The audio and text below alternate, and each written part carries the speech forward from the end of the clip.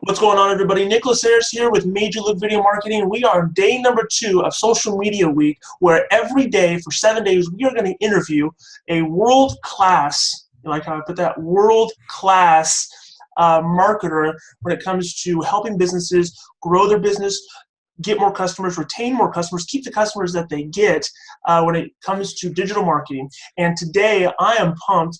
This is a treat for me. I get to interview one of my very good friends, really a brilliant guy, knows exactly what he's doing when it comes to digital marketing. He's been through the gamut. He's seen every valley, and now he's getting to experience a little bit of the mountaintop life. And I get to talk to my good friend Preston Schmidli from Puyallup. Right? Is that how you say it? That was actually really good, yeah. Puyallup, Washington. Preston, thank you so much for taking the time. How you doing, man? I'm doing great. And just to clarify, while I am more geographically towards Puyallup, I claim Tacoma. You claim Tacoma. So is there like a bitter rivalry between Tacoma and Seattle? How do those dynamics work out in the Pacific Northwest? Yeah, so Tacoma is known as the gritty city, which I think really resonates with my personality. And Puyallup is kind of, well, it's technically a native area. So that's what Puyallup is, like a tribe. It's a bedroom community. I've been there, right? Yeah. Well, that's where my office is. And so I love the area, but it's very, it's kind of been reworked, and like the old parts of Puyallup are really nice and pristine, but the new parts are like really developed. And so, I don't know. I just really feel connected with Tacoma on that level. So Tacoma it is. Well, I had the opportunity. You were down here in California, Northern California, for a few days not long ago, back in March, and we were able to do some fun projects, and we'll talk about those at the end. But man, I just want to kind of pick your brain a little bit, ask you a couple questions. You got a lot of people who are going to be watching this, and sure, a lot of people are going to probably be kind of at a level where they are just kind of dipping their toe into the marketing game. Business owners, salespeople, really trying to figure out their course and how they're going to move forward with developing their skills, learning knowledge, implementing strategies. And you get to work with business owners every single day, mainly in insurance, but I know you have a lot of experience also in the real estate game. Let me just ask you this real quick question, and we didn't prep on this, so I just want to ask you this real quick question. For those people who are just kind of starting out, right? Maybe if on a scale of 1 to 10, maybe they're at a 1 to 3 when it comes to their knowledge level. Sure. Where would you recommend somebody begin? Like where is the starting point? Where is the launching point? If you're on the monopoly board of business and you got to roll the dice, where are you going from when it comes to kind of your own self-development? Where would you recommend people start? Well, so I think one of the misconceptions is people often, they expect to go from the start of the board right to boardwalk. Like you can't roll once and go straight to boardwalk. Like that's a process, and you might have to pay property taxes before you get to boardwalk. You might have to go to jail. Yeah, you might go to jail. Been close to going to jail. So, there's multiple things on the process of getting to boardwalk, getting to those high level parts of the board. And so, one of my big things is making sure that people have, kind of a realistic expectation for the process. There's content. Content's not the issue. You can get content in any direction. There's stuff on YouTube. There's Udemy. There's, there's so many like online, like educational, like college type platforms. I'm trying to think of a few others right now. They're all over they're all over the place. You throw a rock in any direction on the internet, and you're going to run into ads for somebody wanting to take your money and teach you something, right? Exchange of information for money. But you're a little bit different. I know you do some other stuff, but let's take John or Jane business owner who's watching this interview right now, and they barely know how to turn on their Facebook. They know how to, let's take that back. They know how to turn on their Facebook. They know how to upload a picture. They know how to upload a video. They know how to do some of these things. But where should they begin? Like, take yourself back to that time. Where would you go? Because you're right. It's a sea of information out there. Right. Well, and this is actually a really cool fact. So, we take in more information in a 48-hour period than existed in 2003 and before, right? So in all of human existence, it took us thousands of years to be able to sum up the amount of data that we're now producing and trying to consume in a 2-day period, right? Mm-hmm. So we're in content overload, like in normal human existence, and this is life in general. But we're getting to a point where we're almost at capacity in every regard, intellectually speaking, right? If you're going to do something, there's going to be information everywhere that you could buy or try to get for free, whether it be YouTube or whatever. There's plenty of information you're going to get about any topic you want. And so the issue is not anymore about context or content. It's about context. Like how much does that information resonate with you? Because one of the things that you'll do on this journey is you reach a point of, I call it the law of diminishing returns. I mean, that's what it's technically called too, but, you get to a point where you start to learn, and like because I've spent probably 40 or 50 grand on courses at this point. I'm a student as much as I'm a teacher, and I just think that that's a healthy part of the process. But the one thing I've learned about that is where I used to take courses and everything was new and made sense. Now I'll spend, a few grand, and I'm grateful if I learn 2 things. You know what I mean? Like you get to a point where there's a heavy redundancy between information, and you're just sifting out those little tiny nuggets of knowledge that you didn't have before that. And so, I really my thing is I look at it like a journey like that. There is no destination, because the moment you get the information that you seek, there's a definite dopamine fix to this game, in your growth patterns and everything, because you learn it and then you apply it. Now you want the next cool thing, right? And I mean, that's even one of the things that I kind of warned people on. And it was a trap that I fell into when I was a younger marketer. It's the technology trap. Everybody wants to do the chatbot. Everybody wants to do, all this beautiful big automation, and it sounds really cool and shiny. And everybody wants to have 20,000 virtual assistants overseas. And it's like, do all of that. Sure. I mean, yes, if you have the systems for it, but like I've seen a lot of people that will spend days, weeks, months, probably a big chunk of their life trying to build out these automations, and they don't have lead flow going into it. And it's like, okay, there's nothing happening because nobody's going into anything you've just built.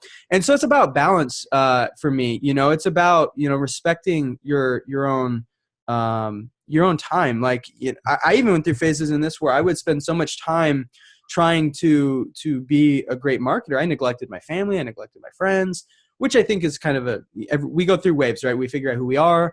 And when you dive this much into something, you're bound to make mistakes. And, I've made plenty of them.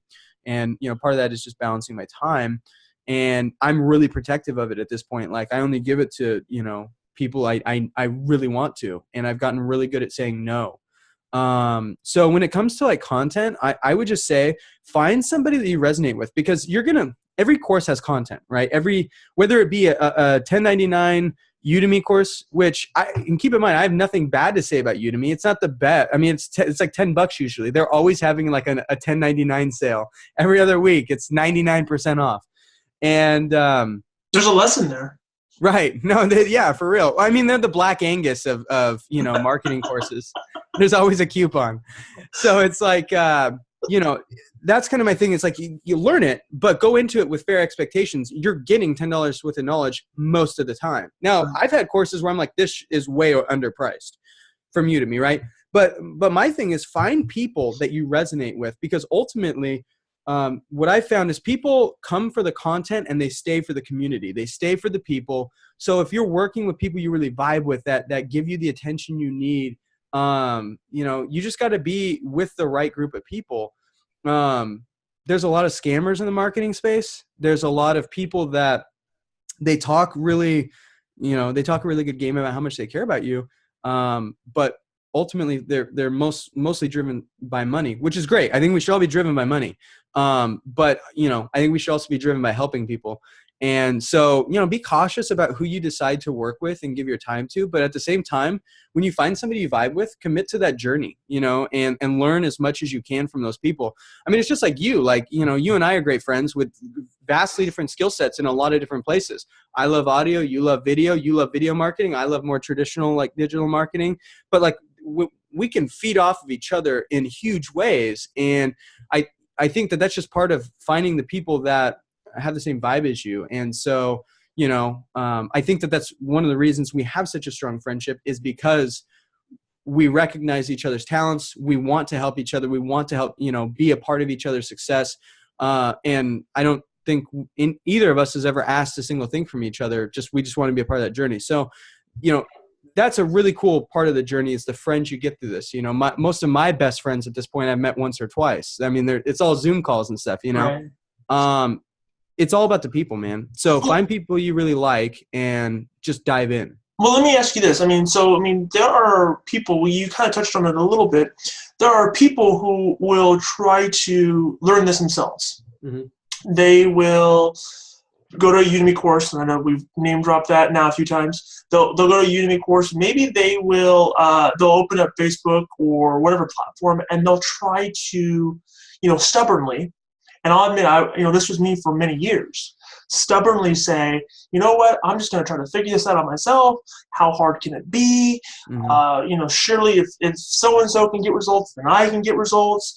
And they kind of miss the whole, the 50 steps that are in between. Can you talk about why it's so important to really work with somebody? It's one thing to say, well, find somebody that you like or somebody that you connect with, but why should somebody even work with somebody in the beginning versus saving quote unquote thousands of dollars? You drop 50 G's on courses, 40, 50 G's. Someone says, you know what, I'm not going to do that. I'll just try to, surely I can figure this out myself. Why would somebody need to work with somebody or to connect with somebody in the first place? So most of the lessons that I've gotten from, because I have mentors too. I think it's important to recognize, and I just want to communicate this. I'm a marketer. I would consider myself pretty successful in the marketing space, specifically with insurance and mortgage loan officers.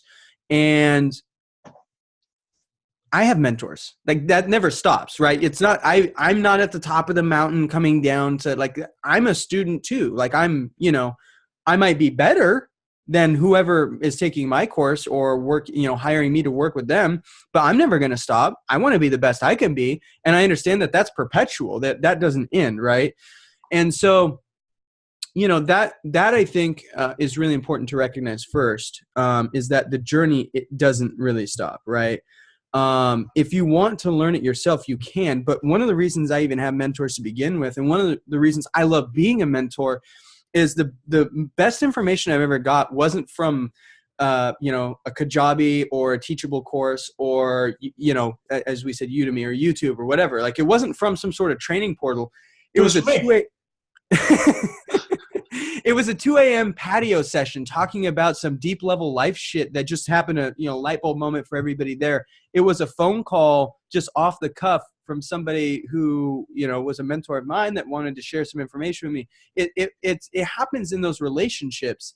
You can take all the content you want, but what you're lacking in all of that content is the context. None of it, you're not going to get the content that really is relevant to you. You're not going to get that one-on-one attention. You're going to get generalized information that, yes, you could use. The courses are great, but what you're really needing in all of that is the relationships that are behind the courses, right? The best information I've ever had was, it was little 30-second snippets on Facebook Messenger at 2, 3 a.m. Just from people that were just telling me a new thing on Facebook or whatever. And it's dude, I don't get those little voice memos from a course, right? That's just love. That's support. It's just somebody wanting to help somebody because you're a part of each other's journey at that point.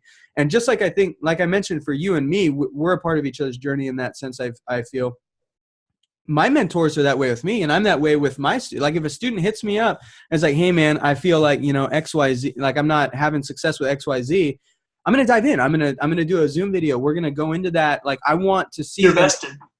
Right. I'm vested. Right. And we're in each other's lives now. It's not just buying a book. It would be the difference. For instance, if, Tools of Titan, this is great. Wait. Hold that horizontal again.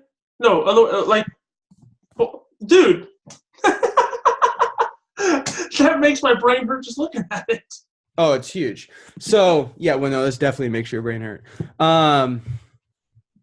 Here, I actually have one of G's Batman books. It's a first grade level. That's more my. Yeah, but so this book is great. I've got a lot of good stuff out of here. But this book is not nearly comparable to if I could spend a weekend with Tim Ferriss, right? Sure. You can't replace that time. You can't replace that experience. And that's what I'm going to tell anybody who wants to just go do it themselves. Do it. I do stuff myself, YouTube stuff. I mean, Google stuff, like look anything up. If you have an idea, pursue it. But understand that your content, your courses, your free videos, your journey will never replace the experience and relationships of the other people that are on a similar path as you. Whether they're at the same level, I've learned a lot of great stuff from people that are and have been at the same level as me, because we brainstorm, we work together, we elevate together. You know, I've learned a ton from people ahead of me. I've learned from people below me. They'll ask me a question about something that doesn't make sense to them, and it makes me process something I'm trying to teach in a whole different way. And I'm like, holy shit, I never thought about that. That's great. And they didn't even mean it. You know, they just took my brain to a new place. Sure. And so, you know, you'll never YouTube, Udemy, all this stuff that's cheap or free. And that's relative, by the way, cheap or free. I don't look at cheap or free. I look at ROI at this point. I'll spend $3,000, $5,000 hand over fist. I've done it before and I'll do it again. Because I know that if I spend that and I'm with the right people on the right journey, I will make way more than that from the information I learn and that relationship. So if anybody's looking at like, I'm spending, you know, if that's your mindset, then the problem isn't the content. The problem's your mindset, because your growth is an investment. It's not an expense. And the moment your growth becomes an expense and not an investment, you got to really seek a new mindset, because there's no content in the world that can fix that. That's not a content, a course, or a mentor issue. You need a hug. You need some love. You need some, you know, validation, and you need to really put all your chips in and invest in yourself. I'm going to ask you two things, and this is just because I want there to be a good balance. So I want to ask you two tactical questions. Okay. So again, I know we're addressing people here who maybe aren't at a knowledge level that you would be at, right? So they haven't gone through the same journey. So two tactical questions. Number one, first piece of content or first thing somebody needs to implement and do immediately. And then the follow-up question is what's the next thing they need to do? Whether it's a thing or a process, what is it that people need to you take on a new student, right? Or you're consulting with somebody, and you kind of get a little bit more information, a little more context as to where they're at, and you kind of see that they're not really doing anything, but they want to. They're eager. First thing they need to do when they close off the Zoom call, or when they get off the phone with you, or they finish watching this, what's the first thing they need to do? So I think that an important thing, and this is whether because that's a shotgun blast of a question, only on the premise that somebody that would be on a sales call with me, there's a wide variety of where they're at in life, you know, from a one-man shop to a huge agency, and a variation of skill sets in between those two. I've seen one-shop owners that are way more talented than these people who have these huge machines of agencies, right? And so vice versa. So there's a huge spectrum in every direction on that one. The one thing I will say that commonly applies to all of them is you need to be able to sit down and realistically recognize your strengths and your weaknesses and acknowledge them, honor them, right? I think a lot of people try to go, oh, this is a weakness, I need to fix that. It's going to take an eon of time. It's going to take immensely more energy to try to bring your weakness up to strength level than it is to just double down on your strength and elevate it. And so that's kind of the trap I see a lot of people fall into in this space. And part of it's because this is kind of the cool thing, right? Whether it's marketing or automation, video or not video, even email marketing is still cool to a lot of people. Like, man, I want to learn copywriting and all this stuff. Direct mail is cool to a lot of people. Right. And like you should, I think that marketing is the most valuable skill set somebody could have. So I'm definitely not trying to say don't learn it. What I am saying is recognize your strengths and your weaknesses. And if you have a strength that is so far ahead, if you're really good at closing loans, if you're really good at selling insurance, then you should continue to do that for as long as feasibly possible and hire out everything that is not a strength. And part of that is just recognizing your strengths and your weaknesses straight up. What are you great at? What are you not? And then secondly, you got to go one level deeper, and what actually brings you energy, what energizes you, and what drains you. Because you could be great at something that drains you. And you still shouldn't do that. I mean, if you have to do it once, then fine. But if that's a part of your life, then you need to hire that out or eliminate it, right? And so that's, I think, a huge thing. You need to recognize your strengths and your weaknesses, what charges you and what drains you, and focus on the things that energize you and you're great at. And that's all you do. That is every day, because you're going to wake up, you're enthusiastic, you're inspired, you're ready to crush it. And if you're, let's say you're weak at something, but it really charges you, right? Like I used to be weak at marketing, but I would get up early to learn it. I would stay up late to learn it. I was an active participant. I would say those are the things you learn. If you're not great at something, but you really love it, then learn it, do it. If you're great at something and it drains you, hire it out immediately. And if you're not great at something and it drains you, hire it out even faster. You know what I mean? Like a lot of people try to figure, that they can do everything, and we all have 24 hours in a day. And I think one of the things that really helped me out in this is I've always looked at my time like a point system, right? We all have 100 points in a day, and those points aren't necessarily our time. It's the things that come from our time. We're only going to get, let's say I become an 80 in marketing. Well, then I only have 20% to focus between friends and family and my other aspects of the business. So I either need to be able to be super efficient with those 20 points, or I need to hire it out and use somebody else's points. Mm-hmm. I mean, that's what we're doing, right? It's like a video game where you're developing a character. Like some have like an 8 out of 10 strength. Some have a 9 out of 10 intelligence, but you only get so many points you can allocate to your character. We are no different than that. It's just we choose, because it's our own life, we romanticize it. So it's like, where do you want to allocate your points? Do you want to become a marketer? If it charges you, and even if you're weak at it, if it charges you, then go for it. But, find out what your strong suits are, find out where your points are naturally, being allocated, and dive into those and hire out anything else. And if marketing is one of the things you want in your business, whether it be email, direct mail, Facebook, AdWords, video marketing, YouTube, whatever platform, because those all come and go, right? I mean, direct mail came, it kind of, for the most part, went, and then email came, and for a lot of ways it went. And now Facebook's really sexy. Snapchat might be the next thing. And then there's going to be a new platform we don't even know about yet that's going to replace all of that, right? So it all comes in waves. And if you focus on the shiny object, if you focus on the technology, you will be perpetually lost. If you focus on the core of who you are in that, then they just become new tools. And that's, I think, a really important thing too, is to just, learn and structure a core for yourself within that. Use that towards your strengths, and the tools they'll rotate naturally. You can't change that. I can't make Facebook work longer than Facebook works. The market decides when Facebook is no longer relevant.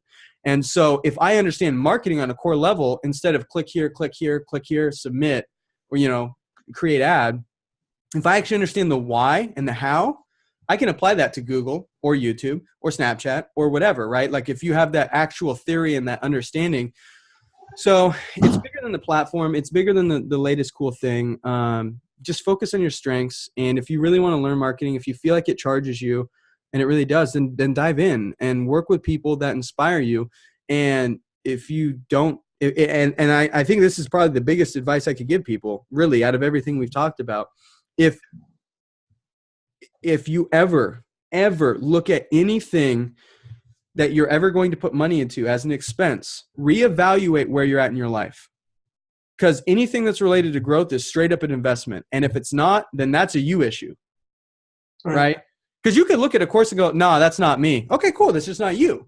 But if you go, God, I want it, but that's a lot of money. Okay, well, then it sounds like the course is the right thing for you. But now you're really at a point where you're saying that you don't think that you will be able to extract the ROI from it. The course is going to develop, a lot of courses will develop ROI if you just implement and take action. So that's a you thing, and you need to identify that, right? Right. Let me switch gears a little bit. I want to ask you this, because you get to work with a lot of people, and I think for many, they see, in a lot of business owners, they will hire somebody, or they will start on the path themselves, and they'll generate these leads, right? and the leads are like candy. They're sexy, man. It is, like you said, it is just in this amazing high when your inbox starts getting pinged with, new referral, new lead, ding, ding, ding, ding, ding, ding, ding, ding, ding, right? That is awesome. That's an awesome feeling. But what nobody wants to talk about, and this is what I'd like you to address a little bit, what nobody wants to talk about is, what do you do next? Because what happens is people will generate leads, or they'll have somebody else generate leads for them. Mm-hmm. And then because they themselves lack processes, they themselves lack follow-up, they themselves lack sales skills. Right. All of a sudden, there's a finger to be pointed. Sure. Right. And nobody wants to say, yeah, I set the sales, so the onus is on me. What they do is they say, these leads are no good. Yeah. Your fault. 100%. Right. Would address that, because the lead is sexy, but the work that comes after the lead is where you make your money. You don't make your money on the email lead. You make your money when you close a sale. Sure. So talk about kind of bridging that gap, if you will. It's an interesting relationship, and I'm glad you bring it up, Nick, because it's one of those things where, the customer is almost always wrong in a lot of ways. Now, and I mean that with love, right? If you go into the doctor, right? If you go into the doctor and go, listen, okay, this is what's going on, and I checked WebMD, so I know what's up, and this is what I need. I need you to give me X, Y, and Z medications, and I need this kind of surgery. They're going to be like, get the out of here. Are you kidding me? Go back to the lobby. You got to do this whole process again. I'm going to make you pay 2 copays. You know what I mean? Like they would treat you like what are you talking about? I'm the one who makes these decisions. Right. Otherwise you would kill yourself. And there's a reason for that, right? Like the customer's not always right. And it's not because they don't have good intentions. It's because you technically don't know. It's kind of like that thing when you want to roll the dice and go to Boardwalk. The lessons aren't just being able to go to Boardwalk, because if you had that kind of money or that kind of success, you don't have the mindset yet to be able to have. It's the same reason why people that win the lottery end up filing bankruptcy 2 years later. There was no journey there. They never had to learn the grit or the perseverance or right.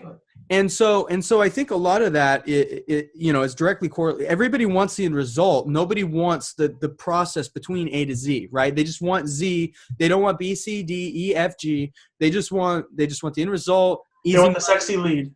Right. They want the email notification.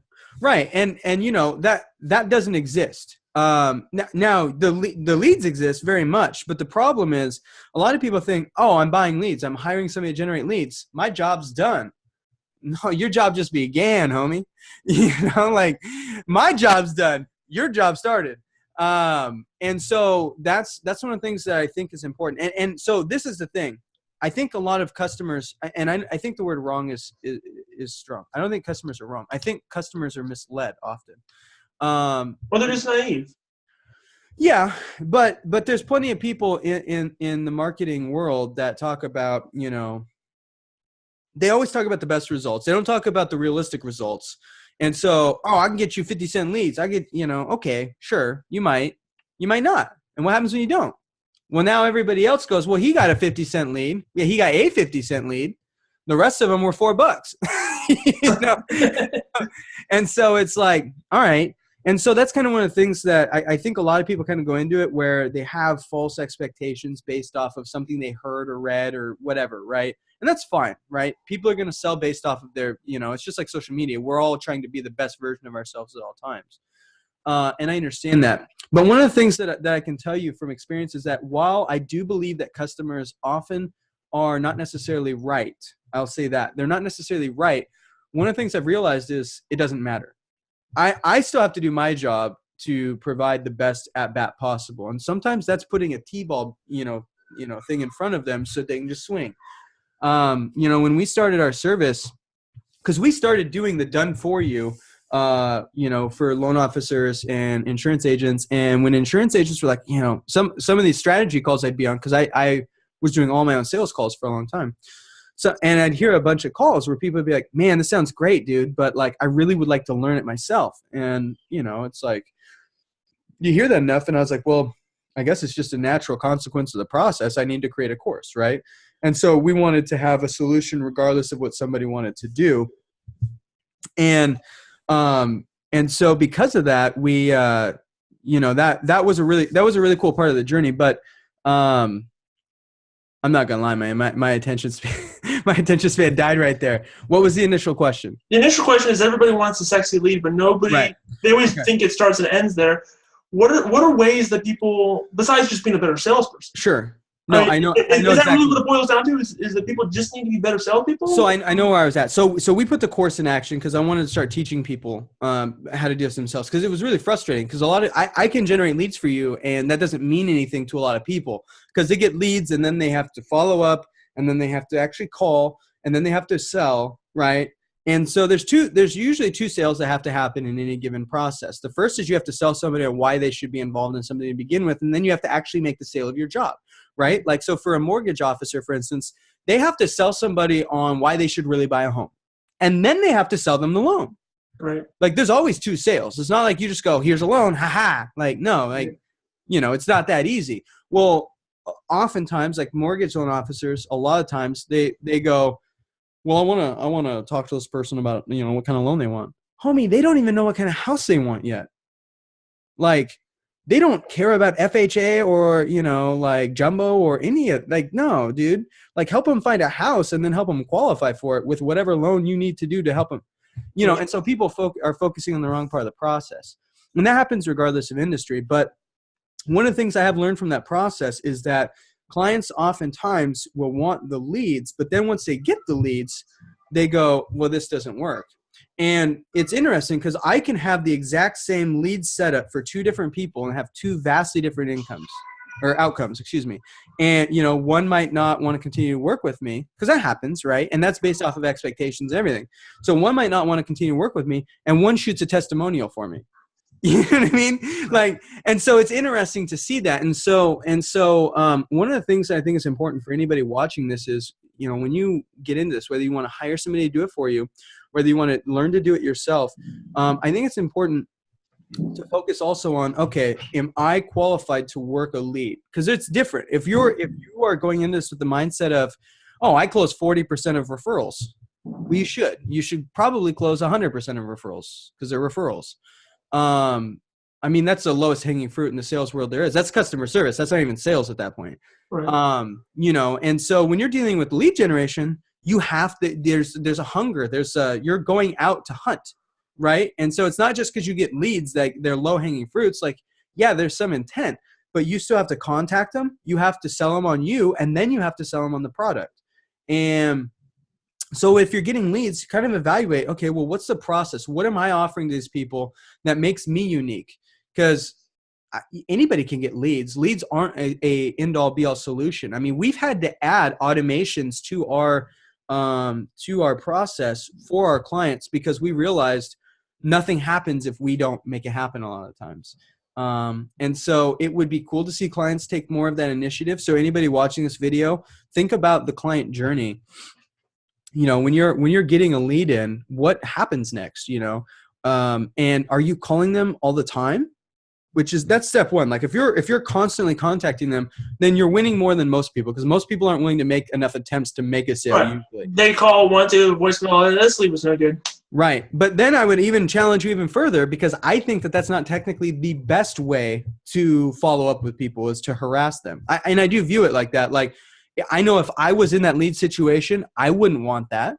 So how can we be innovative with the process to make it so we're actually outreaching to these people without harassing them, right? Right. So, and that's not necessarily the job of a marketing team. I mean, you can hire people for that, but you get what you pay for.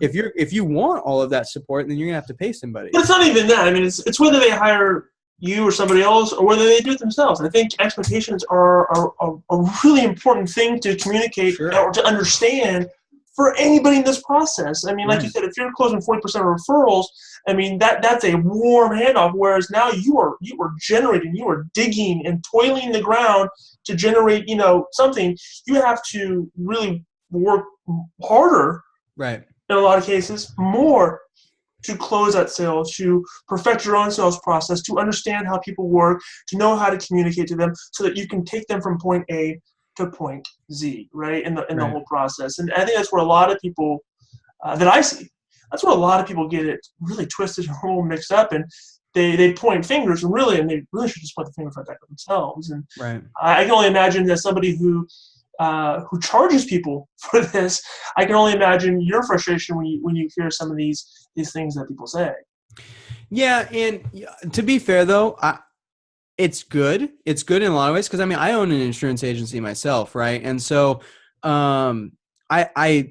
I've gotten past the point where it's frustrating because it is. I mean, but at the same time, it's like, okay, well, we're all going through a journey, and if I'm a teacher and these are my students, even if they're paying me to do it for them, they're still my students. And so there's an element of coaching that has to go into it regardless of whether they're in my course or just they've hired me. And so I look at it more like, okay, well, where's the lesson here? There's always a lesson, right? And we can point fingers all day. And should I have some of the fingers pointed? Should they have some of the fingers pointed? We could both agree that, okay, sure, maybe everybody could have done better somewhere, right? We could figure out and force ourselves to find ways how everybody could have improved. But I think at the end of the day, I think a lot of it is, yes, being realistic about expectations, but also being realistic about what you're willing to invest into your lead generation. Like I've had agents that have hired me to do lead generation for them, and 3 months in, they go, I don't know that I'm the right client for you because I don't know that I want any more business right now. That's important to recognize, because if you don't necessarily want new business, then you're not the right client for me, and that's not a bad thing. I mean, that's a great problem to have. It's a great problem to have, right? But recognize where you're at and find the best way to have solutions for that. And so, I think a lot of the people that really, benefit from marketing are people who are either on the lower end of their business journey, or in the middle part of their business journey. And I would say definitely the people in the middle part of their business journey are the ones that really are able to be helped by either a mentor or just paying an agency to do it for them, because they have capital and they have time. The people at the top, right, people that have been successful for a long time, they have plenty of money. They don't have time to do anything. That's low-hanging fruit. They only want the best of the best. And that's fine. I mean, I get it. Like, I've talked to loan officers that want, 800 credit score to close in 30 days or nothing. It's like, okay, well, then it's probably nothing for you. Like, because, that's an expectation thing, right? But I understand where they're at too. Like, oh, you just don't need lead generation. You have so many referrals. Like, you don't have enough time. You need to hire. You have delegation issues. And so, find out where your bottlenecks are. And if it's that you have the systems to support traffic, but you don't have traffic, then marketing is the next, logical step. And then ask yourself, if you have traffic, but it's not converting, is it a traffic issue or is it a systems issue?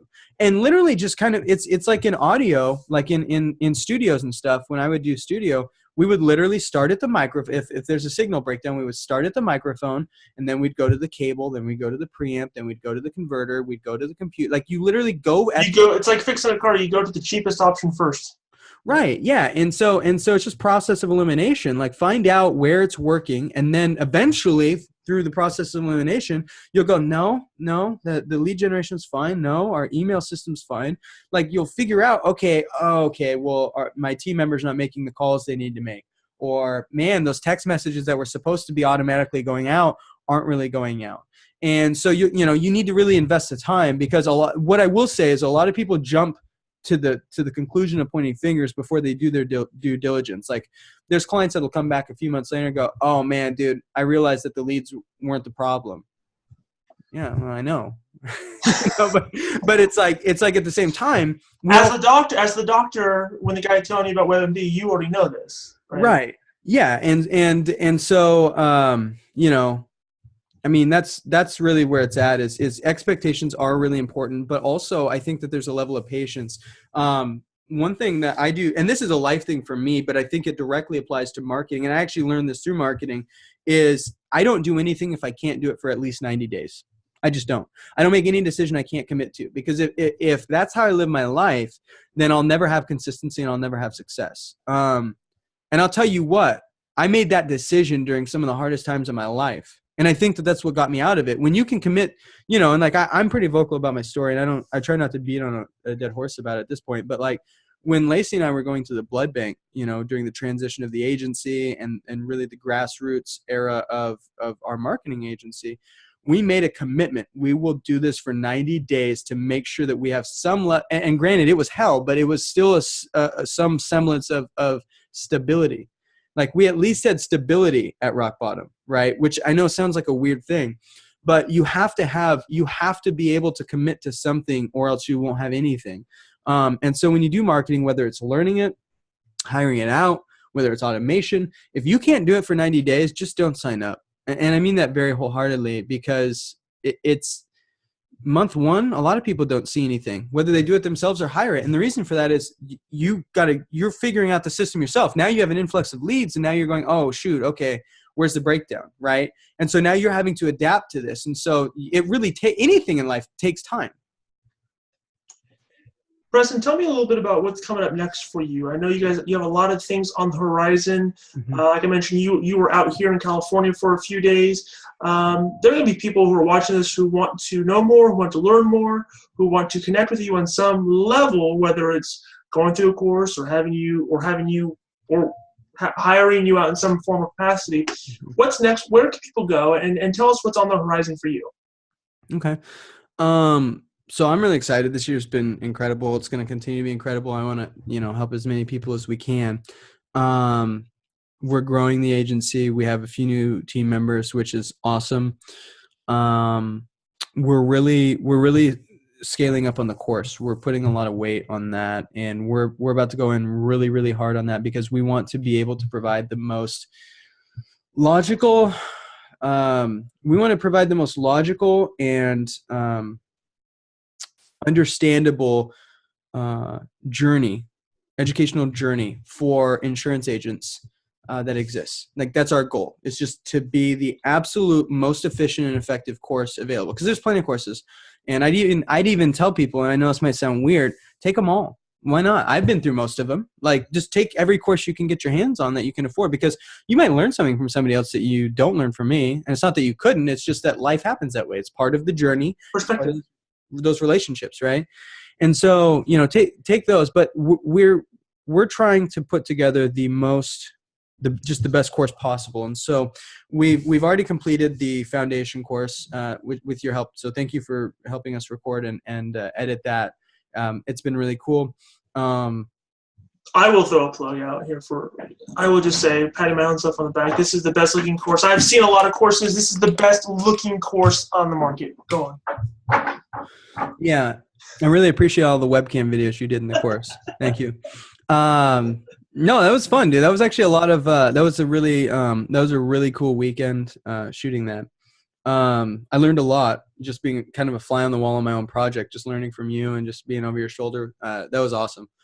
So now we're working on putting together, we have the agency foundation course, which we put together. Now we're going to be putting together the advanced course and then the expert course over the next 6 months.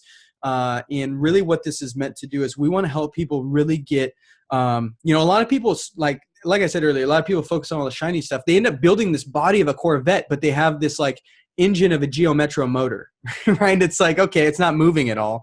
So we want to really help them build a strong core, a strong center. And then, we're going to go deep on the first course. We're going to really learn a lot about a few things. And then from there, we're going to broaden out, and it's going to be a logical thing. It's going to make a lot of sense for insurance agents. So that I'm really excited about. We're working on some really cool partnerships for those courses. So, I would love to have people check it out. And if they want, they can schedule a call with us to see if whether us doing the marketing for them or them being a part of the course makes more sense. We just want to provide solutions whichever way it is. So I'll put the link to here on this page for you guys, for those interested, for you guys to click on and to learn more. But can you tell people where they can go now? Yeah, so it's www.goodvibesquad.com/digital natives. Digital natives is the name of our course for insurance agents, and the concept of it is we want to help people, even if they weren't necessarily born into the technology. We want to be able to help them, come to that world and build a home in it, essentially, and feel welcome there. We've had 60-year-olds go through, plus older than that, go through our course and have success. And implementation's a really big thing for me. We have those multi-tier course structure because we want to help people graduate. I don't just want somebody to pay a monthly fee to be a part of something. I want them to actually get the level of help that they need. And so that's really, I'm pumped about it because I just want to change everybody's life that's in it, which, it's going to be a lot of time. It already is, but it's the best thing I got to do with my time. And so I'm super excited about all of it, really. Well, awesome. Well, Preston, I want to say thank you so much for taking the time. I think we went close to an hour here on this call. On a holiday, it's Memorial Day. You guys are watching this after the fact. But Preston, thank you so much for taking the time, for dropping some information, some knowledge, and helping people better understand how to elevate their game and really their business and their bottom line with using digital marketing in general. I just want to say thank you. We'll drop the link for all those things here below. So if you want more information on Preston or how to contact him, you can certainly do that at your own free will. We'll be back again tomorrow with another video from another marketer that will help you, again, improve your business, improve your bottom line using marketing skills. Thank you guys so much. Have a great day.